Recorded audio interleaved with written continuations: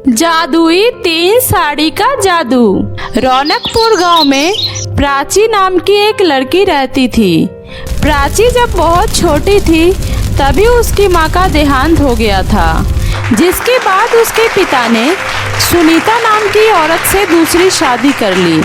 उसकी सौतेली माँ और उसकी सौतेली बहन। शुरू में तो वो बस प्राची के पिता के सामने दिखावे का प्यार करती थी, लेकिन उसके पिता के मर जाने के बाद तो वे लोग उसे घर में बस नौकरानी से ज्यादा कुछ नहीं समझते थे। प्राची घर के बाहर कुएं पे बर्तन साफ कर रही थी, तभी उसकी सौतेली माँ वहाँ आ जाती है। अरे करमजली, आज क्या पूरे दिन बर्तन ही मांजकर गुजार देगी? घर में और कोई काम नहीं है क्या? माँ, मैं सुबह से काम ही तो कर रही हूँ। माँ देखिए ना, बहुत सारे बर्तन हैं, इसलिए मांजने में मुझे थोड़ा वक्त लग रहा है। मैं जल्दी से बर्तन साफ करके आ रही हूँ। वाह वाह वाह वाह, आजकल तो तुम्हारी जवान कैंची की तरह चलने लगी है। बहुत अच्छा शिक्षा देकर मरी है तेरी माँ, सब समझ आता है मुझे। तभी सुनीता की बेटी रीना भी कमरे से बाहर आ जाती है। क्या हुआ माँ? सुबह सुबह क्या बोल दिया इस फटीचर ने आपको, जो इतना गुस्सा हो रही हो? अरे मैं तो इस कलमुही की मरी हुई माँ के बारे में बोल रही हूँ। पता नहीं कौन सी पट्टी पटा कर गई है अपनी बेटी को। अच्छा, इसकी माँ? अरे माँ, इसकी माँ क्या ही सिखाएगी इसको? इसकी माँ ठहरी अनपढ़ गवार, क्या सिखाएगी इसको? चलो यहाँ से। हाँ बेटी, ये तो तू बिल्कुल सही कह रही है। अच्छा बेटा, तेरी नींद तो खराब नहीं हुई ना? नींद तो पूरी हुई ना तुम्हारी? हाँ माँ, नींद तो पूरी हो गई, लेकिन नहीं बेटा, अगर तेरी नींद पूरी नहीं हुई है तो तू जाकर थोड़ी और देर सो जा। जा मेरा बच्चा, अगर अच्छे से नहीं सोएगी तो आंखों के नीचे काले धब्बे हो जाएंगे। ओफो माँ, सो तो ली, अब कितना सोऊं? बस अब मुझे गर्मा गर्म चाय मिल जाए, फिर मैं एकदम फ्रेश हो जाऊंगी। सुना ना तूने, क्या बोलकर गई है मेरी बेटी? अब जल्दी जल्दी अपना हाथ चला और जाकर हम दोनों माँ बेटी के लिए गर्मा गर्म चाय लेकर आ। अब जल्दी कर। प्राची जल्दी से बर्तन धुलकर चाय बनाकर कमरे में लेकर जाती है। ये लीजिए माँ चाय। दोनों माँ बेटी चाय उठाकर पीने लगती है। क्या हुआ? मेरा मुंह क्यों देख रही है? घर में और कोई काम नहीं है क्या? नहीं माँ, सारा काम हो गया है, तो जल्दी से जाओ और हमारे लिए छोले पूरी बना कर ले आओ। माँ, मैंने सुबह से कुछ नहीं खाया है, मुझे भी भूख लग रही है। एक काम तो होता नहीं है तुमसे और तुम्हें भूख लगने लग जाती है। जा, पहले जाकर हम माँ बेटी के लिए छोले पूरी बना कर ला, उसके बाद तुम भी कुछ खा लेना। अब जा यहाँ से। प्राची रोते हुए अपने कमरे में चली जाती है। माँ माँ, आप मुझे छोड़कर क्यों चली गई? माँ, आपके जाने के बाद एक भी दिन मेरा खुशी से नहीं गुजरा। माँ, ये लोग मुझे बहुत परेशान करते हैं। माँ, मैं क्या करूँ? माँ, कुछ तो बोलो माँ, मेरी मदद करो। प्राची रोते रोते वहीं सो जाती है। फिर एक दिन ऐसे ही कुछ दिन बीत जाता है। प्राची अपनी बहन रीना के कमरे में जूस लेकर जाती है। बहन, जूस पी लो। रीना, कहाँ हो रीना? रीना। प्राची टेबल पर जूस का गिलास रख देती है। तभी प्राची की नजर रीना के कमरे में रखे मेकअप के सामान पर जाती है। वाह, यहाँ मेकअप की कितनी अच्छी अच्छी चीजें रखी हुई है। काश मेरे पास भी ये सारी चीजें होती। ये लिपस्टिक का सेट तो बहुत ही प्यारा लग रहा है। प्राची उस लिपस्टिक को जरा सा लेकर अपने होठों पर लगा लेती है। तभी उधर से रीना आ जाती है। तू यहाँ मेरे मेकअप के साथ क्या कर रही है? बताओ, तुमने अभी क्या किया? माँ, देखो ना इसने क्या किया। इसने मेरा सारा मेकअप खराब कर दिया। तुमने आखिर किससे पूछकर मेरी चीजों को हाथ लगाया?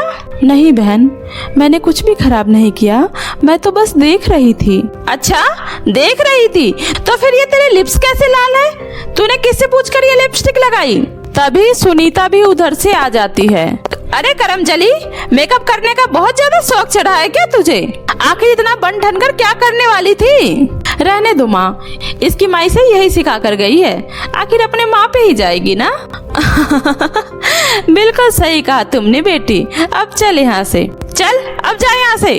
प्राची रोते हुए वहाँ से चली जाती है। इसी तरह रोते हुए ही उसकी जिंदगी कटने लगती है।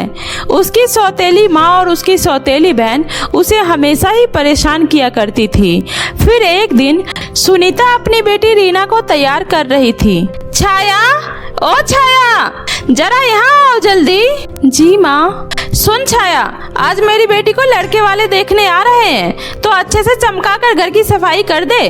और सुन, और उनके लिए चाय नाश्ते का भी बंदोबस्त कर दे। और सुन, उनके सामने अच्छे कपड़े पहनकर मत आ जाना। जा, तुम्हारे कमरे में एक पुराना संदूक पड़ा है, उसी में तेरी माँ की फटी पुरानी साड़ी होगी, उसी में से कोई एक साड़ी पहन लेना। अब जा जल्दी। माँ, ये लड़के वाले कब आएंगे माँ? इतनी देर हो गई, मैं कब से तैयार होकर बैठी हूँ, वो लोग कब आएंगे माँ? बस आते ही होंगे बेटा, तुम चिंता मत करो। और तू अभी तक यहीं खड़ी है? अरे जाना जल्दी। कुछ देर बाद लड़के वाले आ जाते हैं। लगता है वो लोग आ गए, चलो जल्दी जल्दी सारी तैयारी करो। सुनीता बाहर आकर उनका स्वागत करती है। आइए आइए, अंदर आइए, हम सब आपका ही इंतजार कर रहे थे। कुछ देर की बातचीत के बाद लड़के की माँ बोलती है, बहन जी, बातें तो बहुत हो गई, अब अपनी बेटी को बुला दीजिए। कहाँ है आपकी बेटी? जल्दी बुलाइए। हाँ हाँ, अभी बुलाती हूँ। रीना, अरे बेटा रीना, बाहर आ जाओ बेटा। तभी रीना वहाँ आती है और सबके साथ बैठ जाती है। इधर प्राची अपने कमरे में माँ की संदूक खोलती है। अरे, इसमें तो सारी मेरी माँ की साड़ी है, मुझे तो पता ही नहीं था। इस साड़ी को मैं अभी पहन कर देखती हूँ, देखूँ तो मैं इसमें कैसी लग रही हूँ। ये साड़ी पहनती हूँ। ये साड़ी मेरे माँ के ऊपर बहुत ही अच्छी लगती थी और ये मेरी माँ की सबसे पसंदीदा साड़ी है। हाँ, इसी को पहन लेती हूँ। प्राची जल्दी से उस साड़ी को पहन लेती है। साड़ी पहनते ही एक चमत्कार हुआ और प्राची एक बहुत ही सुंदर दुल्हन के रूप में बदल जाती है। ये सब क्या हो रहा है? मैं अचानक इतनी सुंदर कैसे हो गई? तभी बाहर से सुनीता की आवाज आती है। अरे प्राची, बेटा मेहमानों के लिए चाय नाश्ता ले आओ। कितना टाइम लग रहा है बेटा, जल्दी करो। अरे, माँ भी बुला रही है, क्या करूँ? अब जो भी हो, मुझे माँ बुला रही है, अगर नहीं गई तो मुझे बहुत डांट पड़ेगी। मैं जल्दी से जाती हूँ।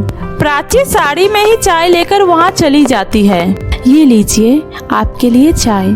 प्राची बहुत ही सुंदर लग रही थी, सबकी नजर प्राची पर ही थी। तभी उसकी माँ बोलती है, तू अब यहाँ खड़ी क्यों है? जा अब। अरे बहन जी, आपने मुझे बताया नहीं कि आपकी एक और बेटी है, वो भी चांद सी सुंदर। आपने मुझसे झूठ क्यों कहा? ऐसी बात नहीं है बहन जी, ये तो अरे बेटा, तुम्हारा नाम क्या है? जी मेरा नाम प्राची है। कितना प्यारा नाम है। चल अब जा यहाँ से, सबके लिए चाय नाश्ता लेकर आ, जल्दी जा।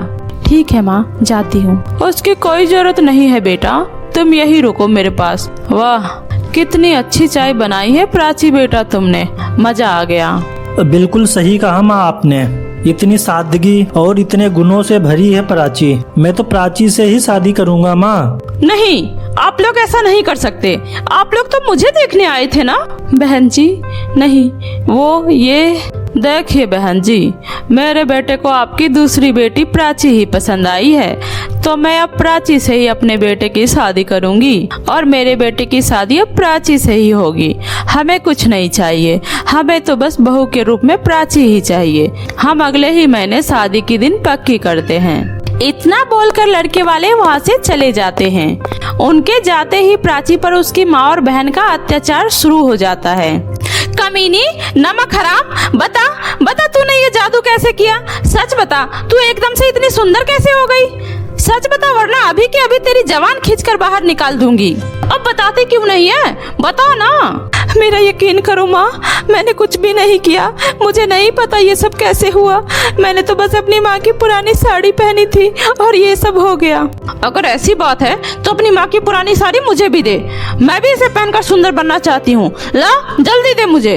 हाँ, एक साड़ी मुझे भी दो, मैं भी सुंदर दिखना चाहती हूँ। और फिर दोनों माँ बेटी ने प्राची की माँ की साड़ी पहन ली।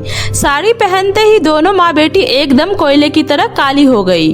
माँ माँ, ये आप कैसी लग रही हो माँ? आप तो एकदम डरावनी काली माई लग रही हो। बेटी तू भी एकदम बदसूरत हो गई है। ये क्या हो गया बेटी? इस साड़ी को पहनने से हम दोनों इतने काले कैसे हो गए? हम तो इसे पहनकर सुंदर होना चाह रहे थे और ये क्या हो गया? तभी वहाँ पर प्राची की माँ की आत्मा प्रकट हो जाती है। ये साड़ी जादुई साड़ी है। ये साड़ी पहनने से जिसके मन में जो होगा उसके चेहरे पर वही दिखाई देने लगेगा। प्राची बेटी, तुम्हारा मन गंगा की तरह उज्जवल है, इसलिए इसे पहनते ही तुम्हारे अंदर की सुंदरता तुम्हारे चेहरे पर आ गई। पर इन दोनों माँ बेटी का मन तो एकदम कोयले सा काला है, इसलिए इनकी ये हालत हुई है। अब इन्हें वापस पहले की तरह करना संभव नहीं है। अब इन्हें सारी जिंदगी इसी कालिक के साथ बितानी पड़े। नहीं नहीं नहीं, ये नहीं हो सकता। ये क्या हो गया? और उसकी माँ की आत्मा वहाँ से गायब हो जाती है। रीना और उसकी माँ को उसके कर्मों की सजा मिलती है। वो अब कभी भी पहले की तरह नहीं हो सकती। इधर प्राची की शादी उसी लड़के से बहुत ही धूमधाम से हो जाती है और वो खुशी खुशी अपना जीवन बिताने लगती है। तो मेरे प्यारे दोस्तों, कैसी लगी आपको मेरी ये कहानी? मुझे कमेंट करके जरूर बताएं। अगर कहानी अच्छी लगी हो तो इसे अपने दोस्तों के साथ भी शेयर करें। और हाँ दोस्तों, अगर आपने अब तक मेरे चैनल जादुई टीवी को सब्सक्राइब नहीं किया है तो जल्दी से नीचे लाल बटन दबाकर अभी सब्सक्राइब कर ले। तो मिलती हूँ ऐसे ही फिर किसी नई मजेदार जादुई कहानी के साथ। तब तक आप अपना ध्यान रखें। बाय बाय दोस्तों।